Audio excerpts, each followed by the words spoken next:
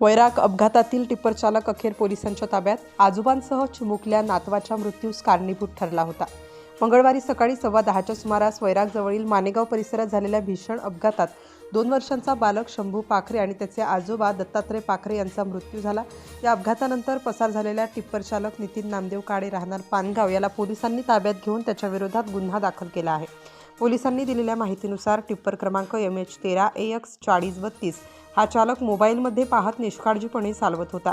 नियंत्रण सुटल्याने त्याने 2 दुचाकींना कट देत तिसऱ्या दुचाकीवर जोरदार धडक दिली. धडक लागलेल्या दुचाकीवरील महेश चेन्ने व पत्नी विद्या चेन्ने हे किरकोळ जखमी झाले. त्यांच्या पाठीमागील दुचाकीवरील दत्तात्रय पाखरे आणि त्यांचा नातू शंभू पाखरे यांना गंभीर दुखापत होऊन घटनास्थळीच मृत्यू झाला.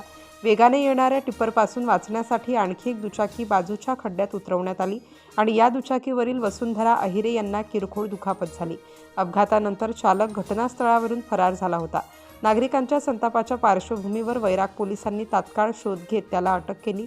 महेश चेन्ने यांच्या फिर्यादीवरून निष्काळजी वाहन चालकाला जीवितास धोका आणि पळ काढणे या गुन्ह्यांमध्ये प्रकरण नोंदवण्यात आले आहे. या दुर्दैवी घटनेने वैराग आणि मानेगाव परिसरात शोककळा पसरली असून नागरिकांत हळहळ व्यक्त केली जात आहे.